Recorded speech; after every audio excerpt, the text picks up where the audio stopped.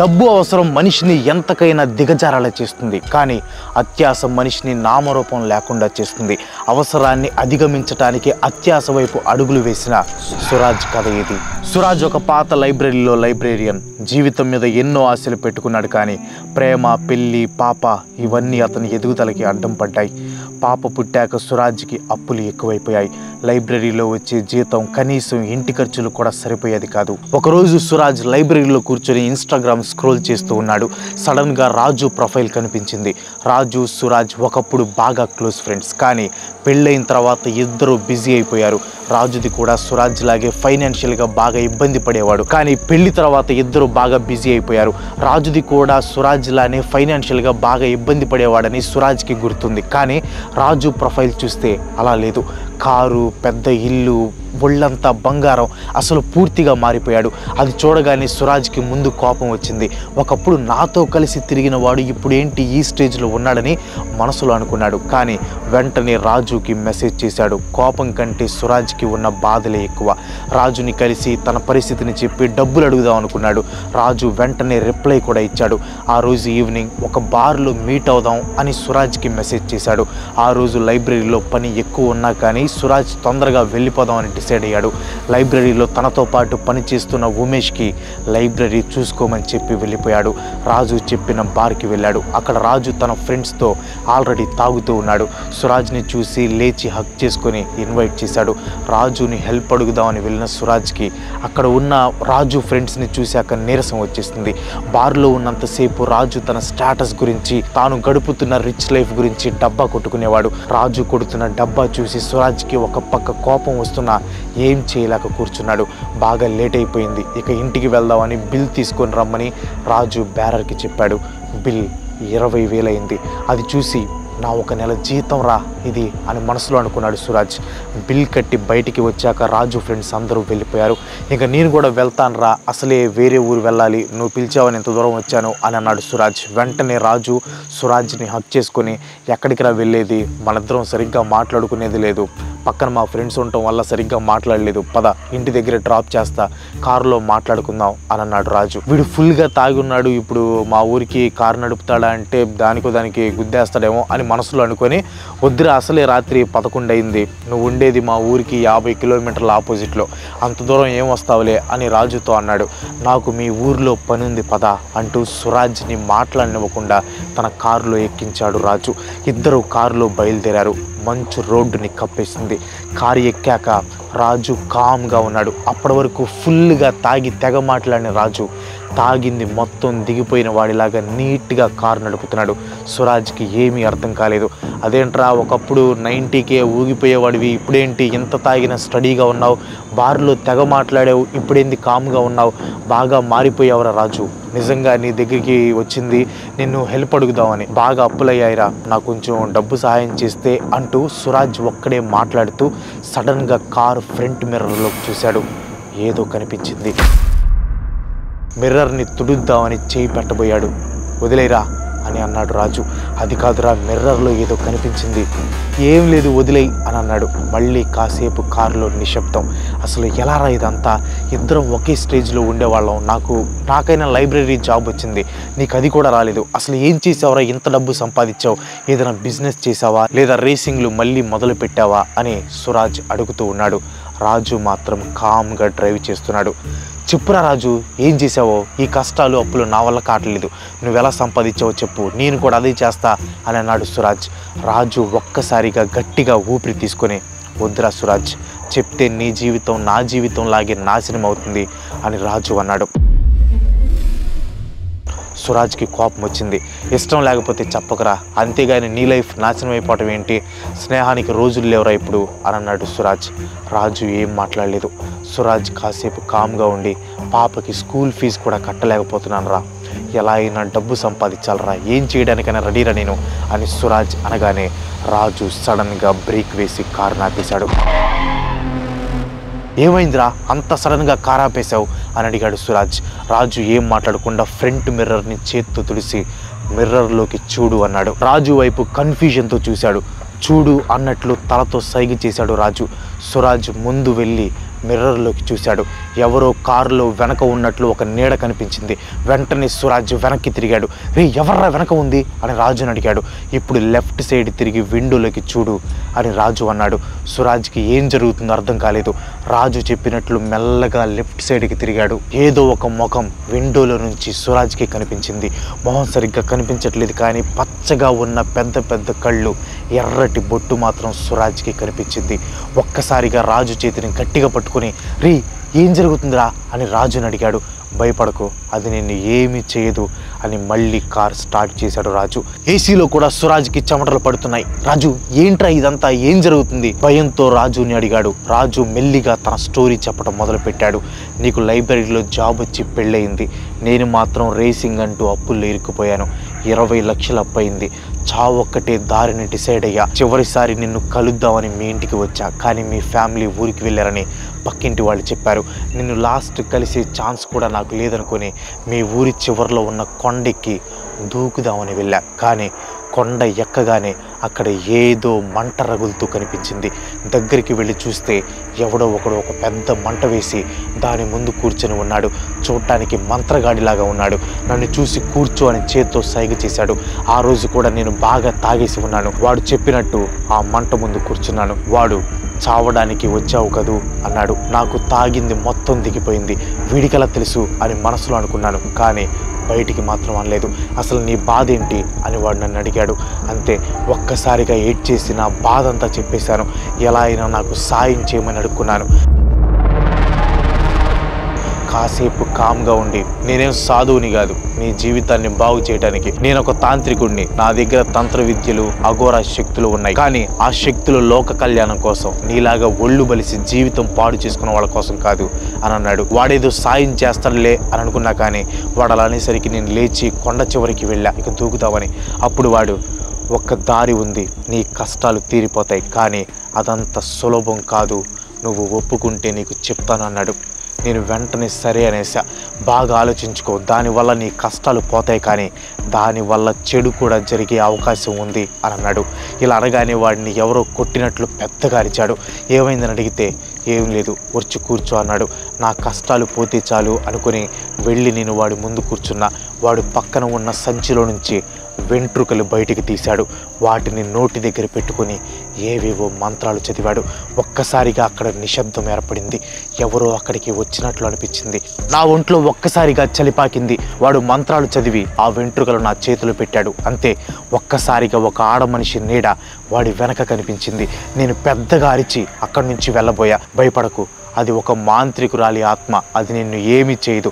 ఎప్పటి నుంచి అది నువ్వు చెప్పినట్లు చేస్తుంది, నీకు కావలసినవి ఇస్తుంది. కానీ జాగ్రత్త, ఇతరులకి హాని కలిగించే కోరికలు దాన్ని అడక్కు.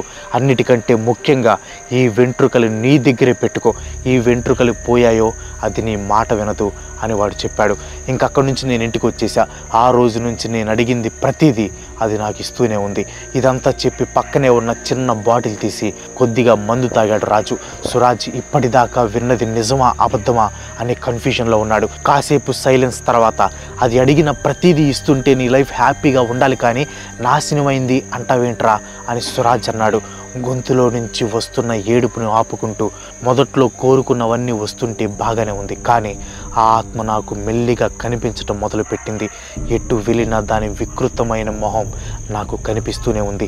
ఏవో వింత శబ్దాలు, అరుపులు నా చెవిలో వినపడుతూ ఉన్నాయి. నిద్రపోతే మా అమ్మ నాన్న పీక నేనే కోసినట్లు కలలు, పిచ్చి పిచ్చి ఆలోచనలు. అసలు నేను సరిగ్గా నిద్రపోయి నెల రోజులవుతుంది అని సురాజ్తో తన బాధ అంతా చెప్పుకున్నాడు. మరైతే ఆ వెంట్రుకల్ని కాల్చేరా, నీకు కావలసిన డబ్బంతా వచ్చేసింది, ఇంకా దాంతో పనే ఉంది అని రాజుని ఓదారుస్తూ ఉన్నాడు సురాజ్. మళ్ళీ బాటిల్ తీసి ఒక సిప్ వేస్తూ, పోరా పిచ్చోడా, దాని బొచ్చు నా చేతిలో ఉంది కాబట్టి అది నన్ను ఏమీ చేయట్లేదు, అదే కాల్ చేస్తే ఏం జరుగుతుందో ఎవరికి తెలుసు అని రాజు అన్నాడు. మరేం చేస్తావు అని సురాజ్ అడిగాడు. ఇప్పటికీ చాలాసార్లు ఆ మాంత్రికుడిని కలవటానికి ట్రై చేశాను, కానీ కుదరలేదు. ఈరోజు అమావాస్య కదా, నిన్ను మీ ఇంటి దగ్గర డ్రాప్ చేసి నేను వెళ్ళి వాడిని కలుస్తా అని రాజు కార్ని ఫాస్ట్గా డ్రైవ్ చేయడం మొదలుపెట్టాడు. సురాజ్ ఇల్లు వచ్చింది. కార్ డోర్ తీసి దిగబోతూ, నేను కూడా నీతో వస్తాన్రా అని రాజుని అడిగాడు సురాజ్. వద్దురా, నేను ఎరుకుంది చాలు, అనవసరంగా నీ లైఫ్ ఎందుకు డేంజర్లో పడతాం అని సురాజ్ని వారించాడు రాజు. కానీ సురాజ్ మాత్రం వినలేదు. డేంజర్ అని తెలిసినా కూడా రాజుతో వెళ్ళటానికి రెడీ అయ్యాడు. ఇద్దరు కలిసి కొండ ఎక్కటం మొదలుపెట్టారు. దారి పొడవునా ఎవరు చిన్నపిల్లలు ఏడుస్తున్నట్లు, ఆడవాళ్ళు మూలుగుతున్నట్లు సౌండ్లు వస్తున్నాయి. ఏంట్రా ఈ శబ్దాలు అని వణుకుతున్న గొంతుతో అడిగాడు సురాజ్. అవి మన లోకంలో బ్రతికి ఉన్న వాళ్ళు చేస్తున్న శబ్దాలు కాదు, నువ్వేం పట్టించుకోవద్దు అని ముందుకు నడిచాడు రాజు. ఇద్దరు కొండ ఎక్కిన తర్వాత అక్కడ మంట ముందు కూర్చొని మంత్రాలు చదువుతూ మాంత్రికుడిని చూశాడు. రాజు జరిగింది మొత్తం ఆ మాంత్రికుడికి చెప్పాడు. ఆ మాంత్రికుడు రాజుని చూసి చిన్నగా నవ్వి, అయితే నీకు ఆత్మ నుంచి విముక్తి కావాలా అని అడిగాడు. రాజు అవును అన్నట్లు తలూపాడు. నోటితో చెప్పురా మూర్ఖుడా అని మాంత్రికుడు పెద్దగా అరిచాడు. అవును, నాకు ఆత్మ నుంచి విముక్తి కావాలి అని రాజు నోటితో చెప్పాడు. అప్పుడు మాంత్రికుడు ఒక పిండితో గుండ్రంగా 2 గీతలు గీసి ఒక దాంట్లో రాజును కూర్చోబెట్టి ఏవో మంత్రాలు చదవటం మొదలుపెట్టాడు. కాసేపటికి అక్కడంతా నిశ్శబ్దం అయిపోయింది. ఒక్కసారిగా రాజు ఎదురుగా ఒక ఆడమనిషి ప్రత్యక్షమైంది. ఆకుపచ్చ చీర, ముఖమంతా బులుగు రంగు, పచ్చటి కళ్ళు, కామ్గా రాజుని చూస్తూ ఉంది. సురాజ్ రాజుతో పాటు మాంత్రికుడు ముఖంలో కూడా భయం ఉన్నట్టు ఉండి ఆ ఆడమనిషి నోరు తెరిచి రాజు అని భయంకరంగా పిలిచింది. అంతే, సురాజ్ అక్కడి నుంచి పైకి లేవబోయాడు. మాంత్రికుడు సురాజ్ని పైకి లేవద్దని చెప్పి మళ్ళీ మంత్రాలు చదవటం మొదలుపెట్టాడు. నీకు నేను ఇచ్చిన వెంట్రుకలు తెచ్చావా అని మాంత్రికుడు రాజుని అడిగాడు. ఆ తెచ్చాను స్వామి అంటూ జేబులు తడుముకొని, కారులో మర్చిపోయినట్టున్నాడు, వెళ్ళి తీసుకురానా అని మత్తులో మాట్లాడాడు. ఒరే మూర్ఖుడా, ఈ నిర్లక్ష్యమే నిన్ను ఈరోజు ఈ స్థితికి తీసుకొని వచ్చింది. ఇప్పుడు నువ్వు పైకి లెగిస్తే అది నిన్ను వేరే ప్రపంచానికి తీసుకెళ్ళిపోతుంది, నువ్వు వెళ్ళి తీసుకొనిరా అని రాజుని తిడుతూ సురాజ్కి చెప్పాడు. కారులో వెనక సీట్లో ఉన్న ఒక కుక్క బొమ్మ లోపల రాజు వెంట్రుకలు ఉన్నాయని సురాజ్కి చెప్పడంతో సురాజ్ వాటిని తీసుకొని రావడానికి కొండ దిగి వెళ్ళాడు. కారులో కుక్క బొమ్మ పక్కన సురాజ్కి ఒక బ్యాగ్, ఇంకో చిన్న క్లాత్ కనిపించింది. ఆ క్లాత్లో డబ్బుల కట్ట ఉంది. సురాజ్ ఆ డబ్బుని, ఆ కుక్క బొమ్మని చూస్తూ కాసేపు అంతే ఉండిపోయాడు. అతని కష్టాలన్నింటినీ ఒకసారి గుర్తు చేసుకున్నాడు. సడన్గా సురాజ్కి ఏవో గుసగుసలు వినిపించాయి. ఎవరో తనని పిలుస్తున్నట్లు అనిపించింది. కుక్క బొమ్మని ఓపెన్ చేసి ఆ లోపల ఉన్న వెంట్రుకల్ని పట్టుకున్నాడు. సడన్గా కుళ్ళిపోయిన వాసన వచ్చింది. అప్పటి వరకు భయంతో వణికిపోయిన సురాజ్ మనసు అతని అప్పుల కష్టాల గురించి మాత్రమే ఆలోచించడం మొదలుపెట్టింది. ఆ వెంట్రుకల్ని అదే పనిగా చూస్తూ ఉన్నాడు. సడన్గా సురాజ్ ఫోన్ రింగ్ అయింది. తొందరగా రారా అని రాజు ఫోన్లో అన్నాడు. సురాజ్ ఆ కుక్క బొమ్మని తీసుకొని కొండపైకి వెళ్ళాడు.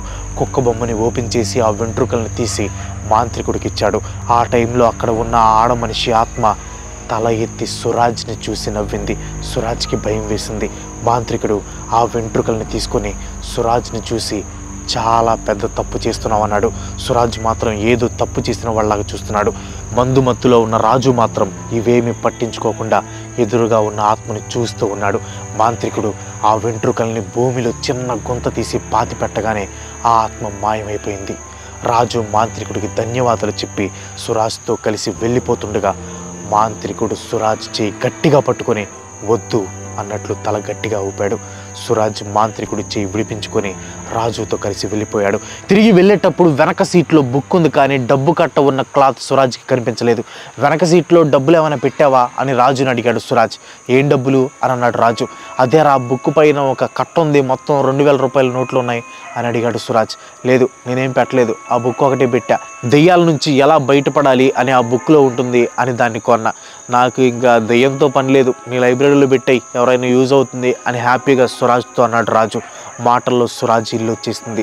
రేపు ఇంటికి రారా, నీకు కావాల్సిన డబ్బు అరేంజ్ చేస్తానని చెప్పి రాజు వెళ్ళిపోయాడు. సురాజ్ మాత్రం ఆ బుక్ని జాగ్రత్తగా పెట్టుకొని ఇంటి లోపలికి వెళ్ళాడు. నైట్ అంతా సురాజ్కి నిద్ర పట్టలేదు. ఆ ఆత్మ తనని చూసి నవ్వటం, మాంత్రికుడు తన చెయ్యి పట్టుకోవటం, ఇవన్నీ సురాజ్కి పదే పదే గుర్తొస్తున్నాయి. అలా వాటి గురించి ఆలోచిస్తూ సురాజ్ నిద్రపోయాడు. మధ్యరాత్రిలో ఎవరో తలుపు కొట్టినట్లు ఉంటే నిద్రమత్తులో వెళ్ళి సురాజ్ తలుపు తీశాడు. అంతే, ఎదురుగా ఒక గుంపు చిన్నపిల్లలు, పెద్దవాళ్ళు అందరూ సురాజ్ని చూస్తున్నారు. వాళ్ళ ముఖాలు తెల్లగా పాలిపోయి ఉన్నాయి. సురాజ్ ఒక్కసారిగా నిద్రమత్తు నుంచి బయటపడి కళ్ళు తుడుచుకుని మళ్ళీ చూశాడు. ఎవరూ లేరు. తలుపు మూసి బెడ్రూమ్ లోపలికి వెళ్ళి బెడ్ వైపు చూశాడు. బెడ్ మీద పడుకుంటున్న తన కూతురు పక్కన ఎవరో జుట్టు విరబోసుకొని కూర్చున్నారు. అది చూసి సురాజ్ పెద్దగా అరిచాడు. సురాజ్ అరుపుకి అతని భార్య ఇంకా పాప ఇద్దరూ లేచి చూశారు. ఏదో పీడకల వచ్చిందని చెప్పి వాళ్ళిద్దరిని పడుకోబెట్టాడు. ఆ నైట్ అంతా సురాజ్ నిద్రపోలేదు. ఆ నెక్స్ట్ రోజు రెంట్ కట్టాల్సిన రోజు. రాత్రి తీసుకుని వచ్చిన బుక్ని అదే పనిగా చూస్తూ ఉన్నాడు. ఇంతలో సురాజ్ ఫోన్ మోగింది. తన ఫ్రెండ్ ఒకడు కాల్ చేసి రాజు చనిపోయాడ్రా అని చెప్పాడు. సురాజ్ వెంటనే రాజు ఇంటికి వెళ్ళాడు. రాజు డెడ్ బాడీ చుట్టూ జనాలు ఉన్నారు. రాజు డెడ్ బాడీ దారుణంగా ఉంది. ముఖం కాలిపోయి కాళ్ళు చేతులు విరిగిపోయి ఉన్నాయి. సురాజ్కి తాను చేసిన తప్పు గుర్తొచ్చింది. ముందు రోజు రాత్రి కుక్క బొమ్మలో వెంట్రుకలు తీసినప్పుడు సురాజ్కి అత్యాశ కలిగింది. కొన్ని వెంట్రుకలను తీసి పక్కనే ఉన్న బుక్లో దాచిపెట్టాడు. అందుకే ఆత్మ సురాజ్ని చూసి నవ్వింది. మాంత్రికుడు కూడా తప్పు చేస్తున్నావు అని అన్నాడు. వెంట్రుకలు రాజు దగ్గర లేవు కాబట్టి రాజును చంపేసింది, కానీ నా దగ్గర ఉన్నాయి కాబట్టి నన్ను అది ఏమీ చేయలేదు. ఎప్పటికీ ఈ వెంట్రుకలు నా దగ్గరే ఉంచుకుంటా అని సురాజ్ అనుకున్నాడు. రాజు చనిపోయిన బాధ కంటే ఆ వెంట్రుకల్ని ఎలా వాడాలి అనే ఆత్రం సురాజ్లో ఎక్కువైపోయింది. ఆ బుక్ని లైబ్రరీలోకి తీసుకుని వెళ్ళాడు. లైబ్రరీలో ఎవ్వరూ లేని చోటకి వెళ్ళి ఆ వెంట్రుకల్ని తీసి వాటిని ఎదురుగా పెట్టుకుని మాట్లాడటం మొదలుపెట్టాడు. ఇప్పుడు నేను నీ యజమానిని, నేనేం చెప్పినా నువ్వు వినాలి. నాకు వెంటనే 10 లక్షలు కావాలంటూ ఉండగా వెనక నుంచి ఉమేష్ వచ్చాడు. ఎవరితో మాట్లాడుతున్నావు సురాజ్ అని అడిగాడు. అదేం లేదు, బుక్ చదువుతున్నా అని చెప్పి వెంట్రుకల్ని ఉమేష్కి కనపడకుండా బుక్లో దాచిపెట్టి అక్కడి నుంచి వెళ్ళిపోయాడు. తాను అడిగిన డబ్బు ఎలా వస్తుందని సురాజ్ తెగ ఆతృతతో ఎదురు చూస్తూ ఉండగా సురాజ్కి ఒక బ్యాగ్ దొరికింది. తాను అడిగిన 10 లక్షలు దొరికాయి అనే ఆనందంతో సురాజ్ ఆ బ్యాగ్ని ఓపెన్ చేసి చూశాడు. దాంట్లో జస్ట్ 10,000 మాత్రమే దొరికాయి. సురాజ్ కోపంతో నైట్ టైం లైబ్రరీకి వెళ్ళి వెంట్రుకల్ని ఎదురు పెట్టుకుని అరవటం మొదలుపెట్టాడు. పిచ్చి పిచ్చిగా ఉందా, ఈసారి నేను అడిగిన 10 లక్షలు ఇవ్వకపోతే నిన్ను తగలబెడతా అంటూ అరిచాడు. సడన్గా ఉమేష్ అక్కడికి వచ్చాడు. ఏమైంది, వెంట్రుకలు ఎదురు పెట్టుకొని మాట్లాడుతున్నావు? ఏం లేదు అంటూ సురాజ్ అక్కడి నుంచి ఇంటికి వెళ్ళిపోయాడు. ఇంటికి వెళ్ళగానే సురాజ్కి ఇంట్లో ఏదో చండాలమైన వాసన రావటం మొదలైంది. ఏంటి కంపు అని స్టోర్ రూమ్ తలుపులు మూసి తాళాలు వేస్తున్న భార్య మానస అని అడిగాడు. స్టోర్ రూమ్లో ఎలుక చచ్చింది అని మానస చెప్పి అక్కడి నుంచి వెళ్ళిపోయింది. ఎప్పుడు నవ్వుతూ ప్రేమగా పలకరించే మానస ఆ రోజు అసలు సురాజ్ మొహం కూడా చూడలేదు. ఎప్పుడు గలగల మాట్లాడే మానస కనీసం భోజనం చేయండి అని కూడా అడగకుండా వెళ్ళిపోయింది. ఏమైంది అని అడుగుదాం అనుకున్నాడు సురాజ్. కానీ సురాజ్కి ఆ ఆత్మ పెట్టే క్షోభ ఎక్కువైంది. ఒక ఆత్మ కాదు, 4-5 ఆత్మలు కనిపించడం మొదలయ్యాయి. అద్దంలో చూసిన, టీవీలో చూసిన, ఆఖరికి కూతురుని దగ్గరికి తీసుకున్న చుట్టూ ఆత్మలు కనిపించడం మొదలయ్యాయి. ఆ తర్వాత రోజు పొద్దున్నే ఎవరో తలుపులు కొట్టడంతో తలుపులు తీశాడు సురాజ్. ఎదురుగా ఒక వ్యక్తి సురాజ్ని అంతే చూస్తున్నాడు. సురాజ్ కూడా అతన్ని కాసేపు అంతే చూసి ఎవరు కావాలి అని అడిగాడు. నా పేరు కారుణ్య, నేను రాజు ఫ్రెండ్ని. రాజు చావు గురించి మీతో మాట్లాడాలి. రాజు చివరిగా మిమ్మల్ని కలిశాడు అని విన్నాను. రాజు చనిపోయే ముందు రోజు అంటూ అతను మాట్లాడుతూ మధ్యలో ఆపేసి సురాజ్ వెనక డైనింగ్ టేబుల్ మీద కూర్చొని ఉన్న మానసాన్ని చూసి మాట్లాడకుండా ఆగిపోయాడు. కారుణ్య ముఖంలో భయం, కన్ఫ్యూజన్. రాజుకి ఏమైందో నాకు తెలీదు, మీరు వెళ్ళిపోండి అని కన్ఫ్యూజన్తో చూస్తున్న కారుణ్యతో సురాజ్ అన్నాడు. అదే టైంలో మానస లేచి డోర్ దగ్గరికి రావటం మొదలుపెట్టింది. కారుణ్య వెంటనే ఒక పెన్ తీసుకుని పేపర్ మీద ఏదో రాసి బలవంతంగా సురాజ్ జేబులో పెట్టి చదువు అన్నట్లు సైగ చేసి సారీ, రాంగ్ అడ్రస్ అని పెద్దగా మానసకి వినిపించేలాగానే వెళ్ళిపోయాడు. ఎవరు అని అస్సలు ఇంట్రెస్ట్ లేనట్టు అడిగింది మానస. రాంగ్ అడ్రస్కి వచ్చాడంట్లే అని కన్ఫ్యూజన్తో చెప్పి బాత్రూంలోకి వెళ్ళి కారుణ్య ఇచ్చిన పేపర్ని తీసి చూశాడు. నువ్వు నీ కూతురు బ్రతికి ఉండాలంటే వెంటనే ఇంట్లో నుంచి బయటికి వచ్చి పక్క వీధిలో ఉన్న హోటల్లో నన్ను కలువు, నీ భార్యకి మాత్రం చెప్పొద్దు అని రాసుంది ఆ పేపర్లో. సురాజ్కి చెమటలు పట్టాయి. ఏం చేయాలో అర్థం కాలేదు. ఎవడో తెలియదు. పేపర్లో ఒక ముక్క రాసి వెళ్ళిపోయాడు. ఎలా వాడిని నమ్మడం అని మనసులో అనుకున్నాడు. కానీ రాజు తెలుసు అని చెప్పటం, పైగా తన చుట్టూ జరుగుతున్న వాటిని మైండ్లో పెట్టుకుని కారుణ్యాన్ని నమ్ముదాం అని డిసైడ్ అయ్యాడు. హోటల్కి వెళ్దామని బాత్రూమ్ నుంచి బయటకు వచ్చాడు. బాత్రూమ్ తలుపు తెరవగానే మానస ఎదురుగా నుంచొని సురాజ్ని చూస్తూ ఉంది. ఈరోజు లైబ్రరీకి వెళ్ళవా అని ఏకవచనంతో సురాజ్ని అడిగింది. పెళ్ళైనప్పటి నుంచి మానస ఎప్పుడు సురాజ్ని ఏకవచనంతో పిలవలేదు. వెళ్తా, పాపని రెడీ చేయి, ఈరోజు స్కూల్లో నేను డ్రాప్ చేస్తా అని అన్నాడు సురాజ్. పాపకి ఈరోజు ఒంట్లో బాగలేదు, స్కూల్కి వెళ్ళదు అని గంభీరంగా సమాధానం చెప్పింది మానస. ఒంట్లో బాగాలేదా, అయితే ఇద్దరు రెడీ అవ్వండి, హాస్పిటల్కి వెళ్దాం అని చెప్పి పాప దగ్గరికి వెళ్ళాడు సురాజ్. రెడీ అవ్వడానికి మానస అలా బాత్రూంలోకి వెళ్ళిందో లేదో పాపని తీసుకుని వెంటనే ఇంటి నుంచి బయటకు వచ్చి హోటల్కి వెళ్ళి కారుణ్యాన్ని కలిశాడు. ఎవరు నువ్వు, నా భార్యకి చెప్పకుండా ఎందుకు కలుద్దామని రాశావు అని కారుణ్యాన్ని అడిగాడు. మీకు ఎలా చెప్పాలో నాకు అర్థం కావట్లేదు. మీ ఇంట్లో ఉంది మీ భార్య కాదు, నాకు తెలిసి మీ భార్య ఇప్పటికీ చచ్చిపోయి ఉంటుంది అని కారుణ్య అన్నాడు. ఎవడ్రా నువ్వు, నా భార్య చచ్చిపోయిందంటావా అని కోపంగా కారుణ్య కాలర్ పట్టుకున్నాడు సురాజ్. కారుణ్య కామ్గా, నేను రాజు ఫ్రెండ్ని, రాజుకి ఏం జరిగిందో నాకు తెలుసు, నేను చెప్పేది వినకపోతే నీకు నీ కూతురు కూడా అదే జరుగుతుంది అని సురాజ్ని కూర్చోబెట్టి, మా నాన్నగారు జ్యోతిష్యం చెప్పేవారు, అలాగే దెయ్యాల్ని వదిలిస్తారు, నాది కూడా అదే వృత్తి, అంతేకాదు నాకు ఆత్మలు కూడా కనిపిస్తాయి, మీ ఇంట్లో ఉంది మీ ఆవిడ కాదు, అదొక ప్రేతాత్మ అంటూ కారుణ్య చెప్పేది భయంగా వింటూ ఉన్నాడు సురాజ్. రాజు నాకు ఫోన్ చేసి వాడికి జరిగిందంతా చెప్పాడు, కానీ నేను వచ్చేలోపే ఇలా జరిగింది. ఆ వెంట్రుకలు ఎక్కడున్నాయి అని కారుణ్య అడిగాడు. ఆ వెంట్రుకల గురించి నీకెలా తెలుసు అని వణుకుతున్న గొంతుతో అడిగాడు సురాజ్. నాకు అన్నీ తెలుసు, కానీ నీకు తెలియాల్సింది ఒకటి ఉంది. నువ్వు అనుకున్నట్టు ఆ ఆత్మ కోరికలు తీర్చే జీని కాదు, నీలాంటి వాళ్ళని ట్రాప్ చేసి వాళ్ళని అంతం చేస్తుంది. ఆ మాంత్రికుడిని భయపెట్టి రాజు లాంటి వాళ్ళని ట్రాప్ చేసి వాళ్ళ జీవితంలోకి వెళ్తుంది. ఆ వెంట్రుకలు ఎవరు తీసుకుంటే వాళ్ళు దానికి ఇన్విటేషన్ ఇచ్చినట్టే, కానీ నువ్వు ఆ వెంట్రుకలు కొట్టేశావు, అందుకే అది నీ భార్యని చంపేస్తుంది. ఆ వెంట్రుకలు ఎక్కడ ఉన్నాయో చెప్పు, కనీసం నిన్ను నీ కూతురునైనా కాపాడతాను అని అసలు విషయం మొత్తం బయట పెట్టాడు కారుణ్య. సురాజ్కి భయంతో చెమటలు పట్టాయి. కూతుర్ని రిలేటివ్స్ ఇంట్లో వదిలిపెట్టాడు. అలాగే కూతుర్ని ఆత్మలు ఏం చేయకుండా ఉండటం కోసం కారుణ్య ఇచ్చిన తాయెత్తును కట్టి వెంట్రుకల కోసం లైబ్రరీకి వెళ్ళాడు. తాను దాచిపెట్టిన బుక్ని తీసి చూశాడు. వెంట్రుకలు లేవు. సురాజ్కి ఏం చేయాలో అర్థం కాలేదు. అప్పుడు గుర్తొచ్చింది, ఉమేష్ వాడే తీశాడు అంటూ లైబ్రరీ నుంచి బయటికి పరిగెత్తాడు. అంతే, లైబ్రరీ మెట్లు దిగుతున్న టైంలో ఎదురుగా మానస, నా వెంట్రుకలు ఎక్కడా అని నవ్వుతూ సురాజ్ గొంతు నులిమింది. మానస శరీరం వదిలేసింది. ఇద్దరు శవాలై లైబ్రరీ మెట్ల మీద పడి ఉండటం తర్వాత రోజు ఎవరో చూసి పోలీసులకి ఫోన్ చేశారు. పోలీసులు జనాలతో పాటు ఉమేష్ కూడా అక్కడికి వచ్చాడు. కానీ ఆ శవాలతో పాటు వాటి పక్కనే జుట్టు విరబూసుకొని కూర్చుని నవ్వుతున్న ఆత్మ కూడా ఉమేష్కి కనిపించింది.